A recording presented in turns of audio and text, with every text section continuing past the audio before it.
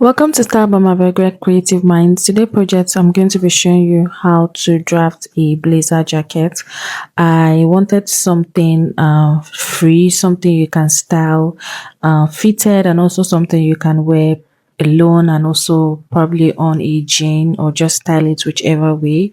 So I'm intending to make it like a bit not so tight, maybe also not so oversized, but I'm going to be showing you how to come about it. And if you use this method, you're going to get how to go about making a blazer jacket. And I'm making use of this very thick fabric. So this fabric is very thick and is a crepe fabric. So you can make use of any fabric of your choice. Let's get right into it.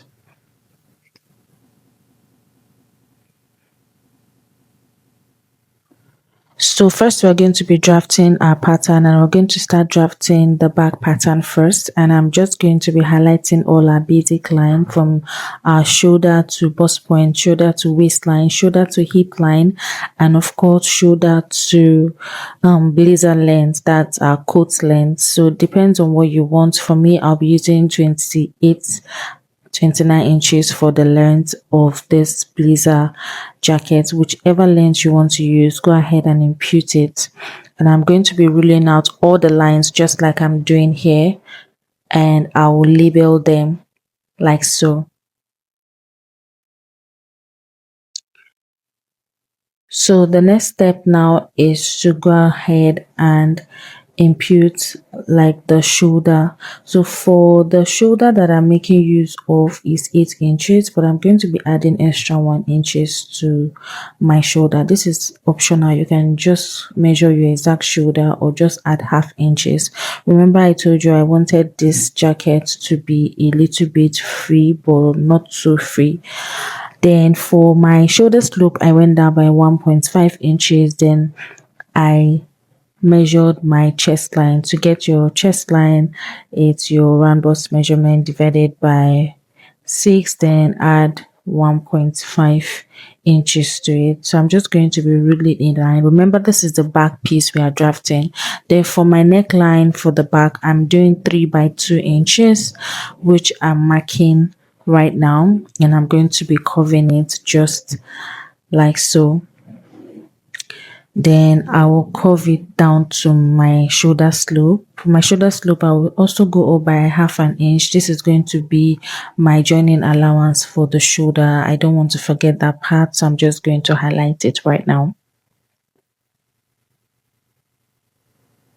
So next, I'll measure my chest line, yeah, and I'll measure my round bust measurement. So for your round bust, what I did is, for instance, if I'm working with a round bust of 40 inches, I'm going to be adding extra 4 inches to it. So I'm going to be doing 44 divided by 4, and I'll mark it there. Remember I told you I don't want this jacket to be too tight. I want it to be free as possible. So you can just add 1 inches to yours depending on what you want. If you want it fitted, go ahead and just add your exact bust measurement divided by 4, and you mark it like so. Next is to go out to your nipple to nipple measurement, mark it and divide it by 2, and you're going to be marking it to enable us get our dart intake. So I'll rule this line all the way down, and if you see my armhole curve, I just curved it straight. I didn't go in. For this is the back of my blazer jacket, and I don't want the armhole too curvy for the back. So I'm going to be marking 0.7 inches on both sides at my waistline, and I went down from my coat length by 3 inches, and I'm going to be connecting it all the way to meet my bust line, just like I did here.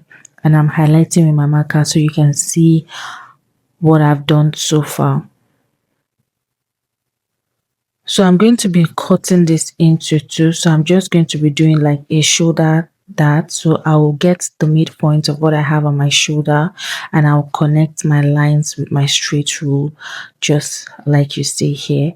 And the next step now is to begin imputing all our circumference measurement. So I'm going to be imputing my round hip measurement divided by 4 and I'll mark it. Remember, I'm adding extra 4 inches. So if the round hip I'm working with is 44 inches, I'm going to add extra 4 inches, which is going to give me 48 inches. So I'm going to be doing 48 inches divided by 4, and I'll mark what I have there. And that is the same thing I did for all my other measurements. So if you want yours to be fitted, you can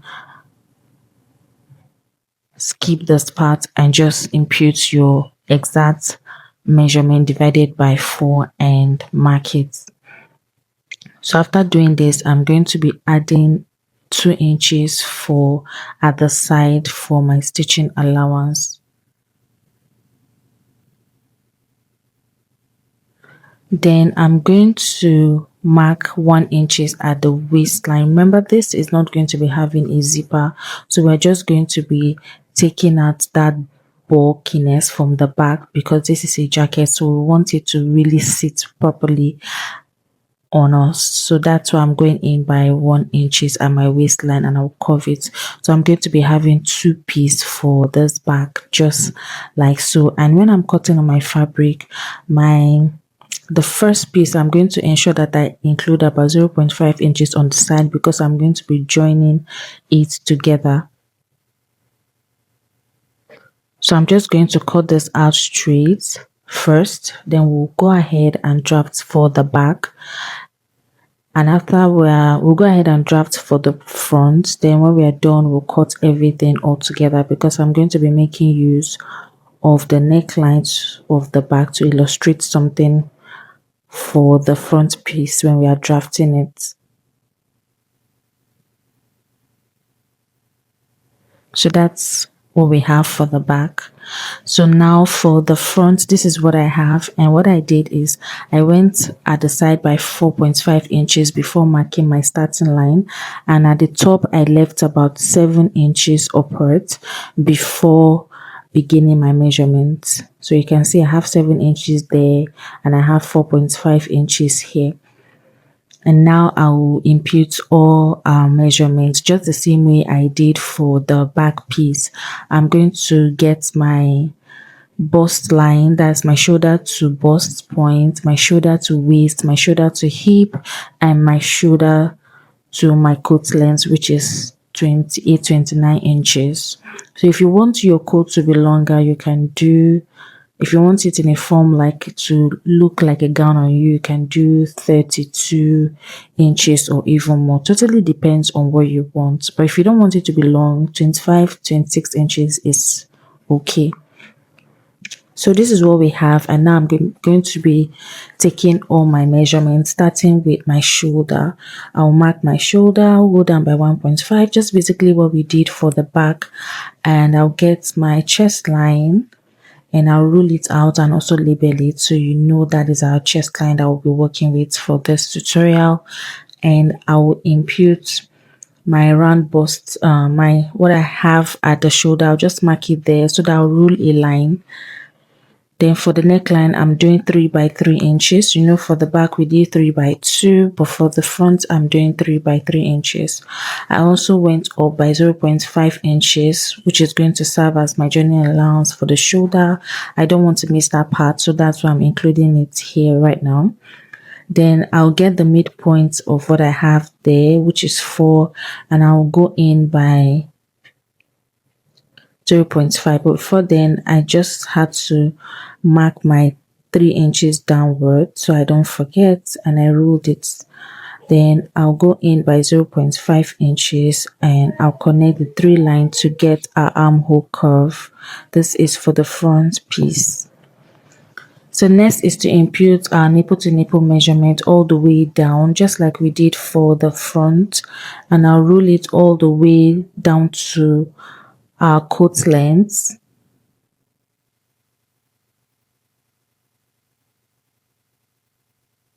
Then I'll come down by 1 inches at the bust point. Then for my coat length, I will do 3.5 inches upwards. And I'll go out by 1 inches on both sides for my dart legs. And I'll connect all the way. So here we have it. And the next step we're going to be doing now is to impute our round measurement. Remember that I added extra inches to my exact measurement, which is optional, just like I said earlier. So I'll just do that all the way down to my coat length, and I'll be adding 2 inches for my joining allowance on the side.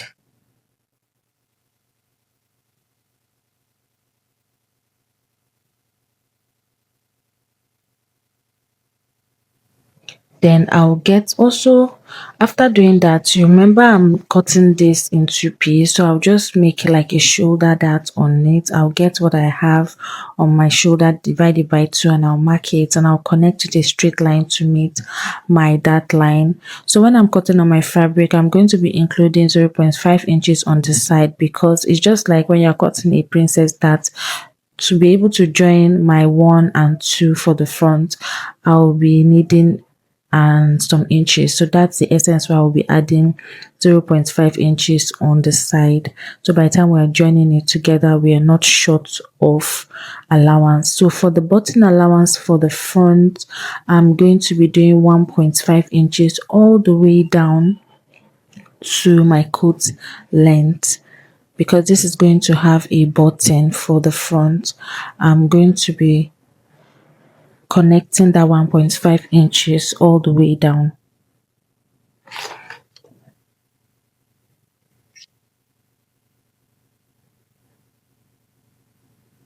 So this is what we have.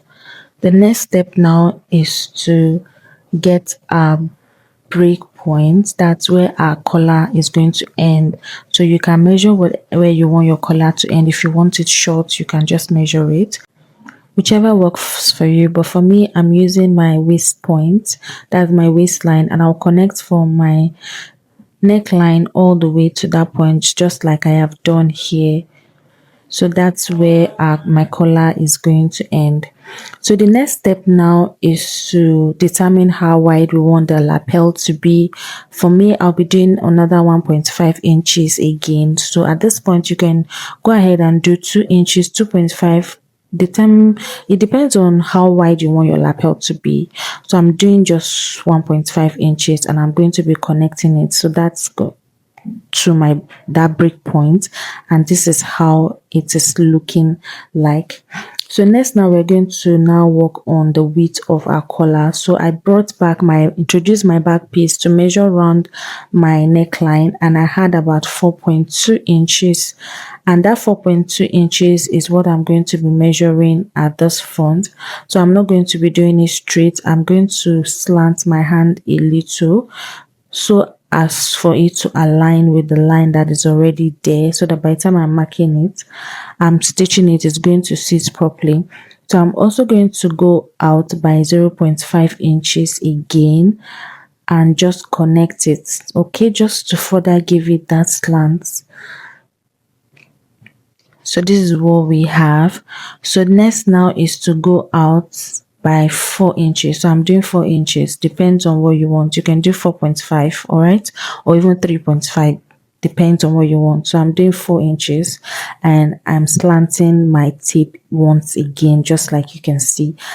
I slanted it once again and mark it. So I'm going to be connecting it down to that lapel that we marked. So I'm just ensuring that what I have there is 4 inches. So I'm going to now go out by 1 inches for my opening at that point. So you can do half inches, totally depends on you. So I'll mark 1 inches, and I will connect it to that button point, that button line, yeah.